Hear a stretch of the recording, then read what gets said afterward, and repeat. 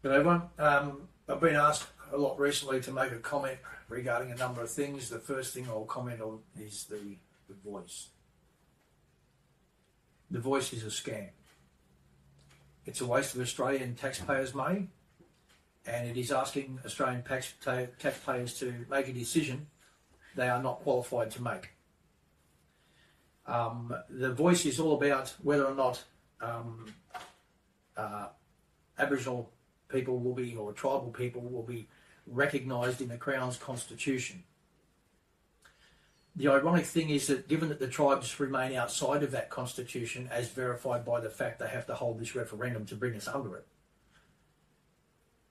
it's not possible that people who are Australian citizens and subject to that constitution have a right to decide whether people who are outside of that constitution will be bound by it. It's a bit like saying the Chinese can amend their constitution and make tribal people from this continent Chinese citizens. They can't do it. Just the same as the British can't do it. The Americans can't do it. The Mexicans can't do it. It's a simple matter of law. Now, the Australian citizens were an exclusive group up until the 1967 referendum, when in 1967, the people who are subject to the Constitution decided that they would amend that document so that they could extend to the tribal people the opportunity for the tribal people to take up dual citizenship with Australia. Tribal people till that day maintained their birthright and their heritage right as being the first peoples, the tribal sovereigns of this continent. By becoming Australian citizens after 1967, those sovereigns, we did not let go of our sovereignty. We maintained our sovereignty. We just took up an option to become Australian citizens and hold dual citizenship. But even an Aboriginal Australian holding dual citizenship cannot make the decision for his tribe or her tribe in this coming referendum as to whether or not they will submit to the Crown's constitution. Again, when they are standing in their capacity as an Australian citizen, they have no right to speak for the land, law, song, dance and culture of the tribal peoples, even though when they stand with those tribal peoples, they become part and remain part of those tribal peoples. It's like I could be an Aboriginal or a tribal man from this continent, and I could come from here and I could go to England and take up citizenship in England. It doesn't give me any special rights, and it doesn't remove from me my birthright. It's much the same as saying that when the Queen claims to be, or the King claims to be the King of Australia, that somehow he loses his birthright in England. He doesn't. It cannot be removed from him unless he surrenders it. No tribal person on this continent has surrendered their first in time status to the Crown, knowingly, and it must be done knowingly. Yes, tribal people have become dual citizens with Australia and hold Australian citizenship and take advantage of the Australian societal rules. God knows that we suffer under those rules. But the fact remains that the King of England is not the King of Australia. The Queen of England was never the Queen of Australia. And no British monarch has ever been the sovereign of this land. They may be the sovereign over their subjects who are on this land, which is a completely different thing, but they have never owned this land nor the original peoples of this land, which is the problem they are now facing. What has happened is the Liberal Party have always tried to usurp the sovereignty of the tribes using their courts, which is why it was the Liberal Party who was and remains the greatest pusher of the fraud known as native title, which seeks to launder land from the tribes to the Crown by way of things called Indigenous Land Use Agreements and fraudulent processes, which lead to any land that is left vested with the tribe actually being vested in a prescribed body corporation that is registered to the Crown. So the whole thing about native title is a scam and an attempt to launder the land. But the one thing they can't launder is our sovereignty, because we refuse to allow it to go. The tribal peoples of this continent, we know who we are. We know that we're not British subjects other than by choice as a secondary subject, as a secondary citizenship. And that's only because effectively we have to make ends meet and to live in the society that's been jammed down our throats. But the voice doesn't achieve anything for anyone. The voice does not rectify the issue that the tribes remain the sovereigns. The voice doesn't do anything other than try and smokescreen and mirror the corporate state called the Commonwealth of Australia, which is claiming parliamentary sovereignty over the people, which is an absolute joke at war.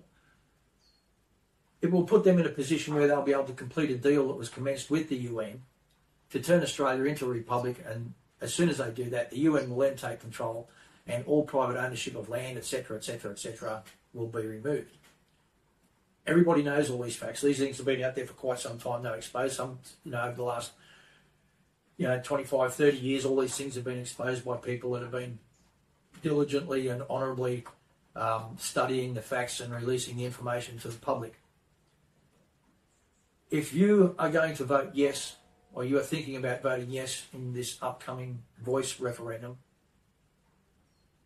I would ask you to take into account the truth, and I would ask you to take into account the fact that you can count on your one hand the number of times that any of the parliamentary leaders in this country and their parliaments have ever done anything that has been other than to the detriment of the tribal people of this continent in the last 230 odd years. They've never done a thing that has been of value to us. They've never done a thing that has been honourable to us. They've always taken and they've never given. So what makes anyone think that this yes vote is anything short of a con to hide what Kim Beazley put in place with the UN many, many years ago? This voice referendum has got nothing to do with honouring the tribal people of this continent. This is about another rape and pillage attempt on the tribal peoples of this continent. We don't even get a voice as to what is going into the voice. We don't even get to what they got their own bought and sold blackfellas out to Uluru, got them to sign around a blank piece of paper, and then filled in the gaps after the signatures were on it. Now, any idiot would know that that is not honourable. Any idiot would know that when you see people like the Dodson twins, Noel Poison, Marcia Langton and the rest of the corruptibles promoting something, you know it is wrong. You know we don't need it. The voice does no good for anyone. It will divide the country down the middle, as it's doing. The voice will not recognise the true sovereigns of this land. There is a process that will recognise the true sovereigns of this land, and it's a very simple process.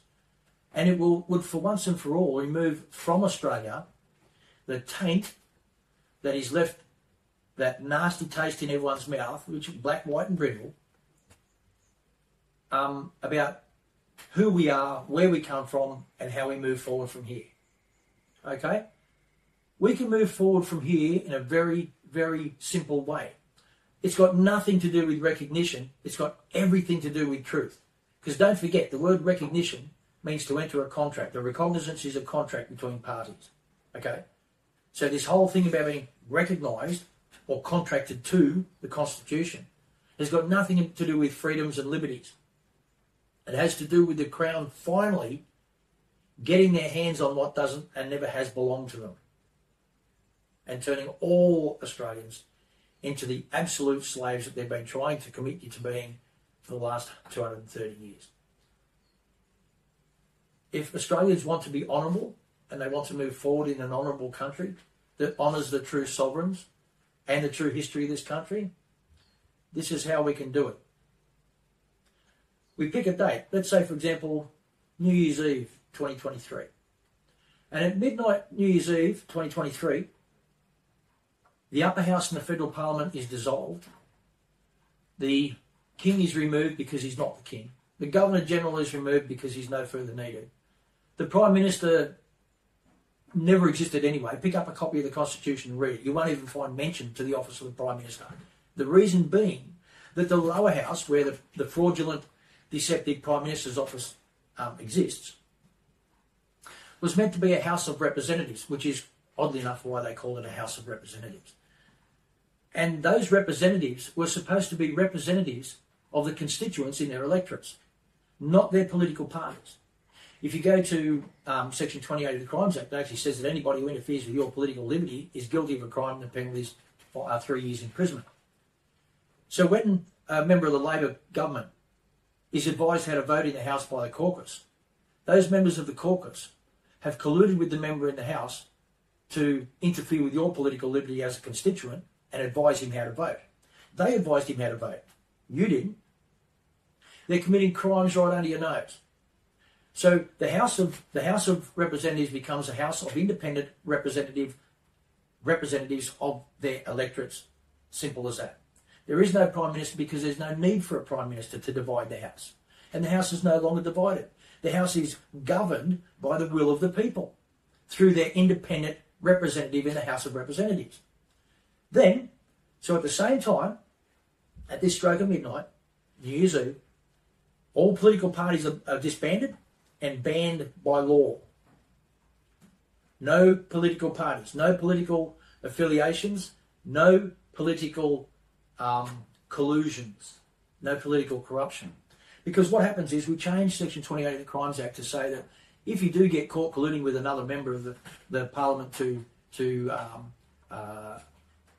sidestep your constituents' wishes as their representative, and you interfere with their political will, then you will get either 3 years or 5 years or 7 years or 10 or 15 or 20, maybe even life, depending upon the severity of the potential outcome of the actions that you undertake as that member when you collude with another member. We put these laws to good use. We strengthen and put them to good use. And what happens is the upper house, at the same stroke of midnight, will be repopulated by representatives elected from the tribes of the original people who are the sovereigns on this continent. And our elders and law people are selected to populate the Senate. And let's face it, the Senate at this point in time is really the house that represents the monarch in the Parliament. So the sovereigns have their representatives in the Parliament, just the same as it is today. The only thing is, it is the true sovereigns that are represented in a true upper house Senate. That Senate makes the final decision. Not some removed entity who has no care or love for this place, who wouldn't even send his brat here to watch a game of soccer. Okay? Well, we know why they wouldn't come, but anyway. So what we have is a house that looks like this. We have a parliament that looks like this. At the top, we have a federal Senate that is populated by the tribal sovereigns, elected representatives. They make the final decision instead of the Queen of England, King of England, who's still a queen in my head. But anyway, and the lower house represents all of the people. Black, white, blue, pink, brindle, doesn't matter. You're represented by your representative before the House. And the House decides its vote by way of popular vote. It's as simple as that. And we solve the big mythical problem that Australia has. That mythical problem is that somehow we have to go to war or pull our society apart to rectify the problem that has been created by the liars and the cheats who tried to usurp the sovereignty of the tribes over the last 230 years, and that includes the corporate state. This is an easy fix. First of all, we vote no at this coming referendum. And voting no is not racist. Voting no is being honourable. I would suggest that voting yes is to be dishonourable and racist. But everyone's entitled to their own opinion. But this can be fixed by first voting no and then dealing with the problem. Because whether or not tribal people are represented in the lower house, in the Parliament, by way of a special voice that has no effect is immaterial to everybody. It's just an argument point. It's just typical of the Labor Party throwing something in the air to stir shit. Okay? That's all they're capable of. They don't have the capacity to have a serious, deep, intellectual thought. This is nothing but a furphy. It's nothing but a lie. It's a setup for all Australians to try and strip all Australians of whatever we have and feed us to the FEW and the one world government system. If you don't want to be a part of that, the only honourable, honest way to not be a part of that is to stand up and let the people, all of the people, let's move forward towards an honourable position. And like I said, it can all be fixed, say, for example, at midnight on New Year's Eve. We get rid of the lie and we replace the lie with an honourable upper house that represents the true sovereigns of the land you live on.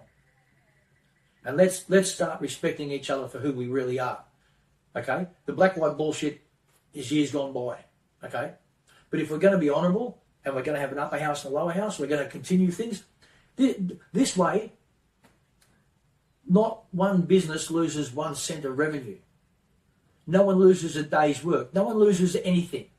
And we change the lie for the truth. We get rid of an upper house that represents a foreign lie and we replace it with an upper house that represents the truth and the true sovereigns and the caretakers of this land and the owners of this land. Vote no and let's push forward for an honourable future. That's all I've got to say on that.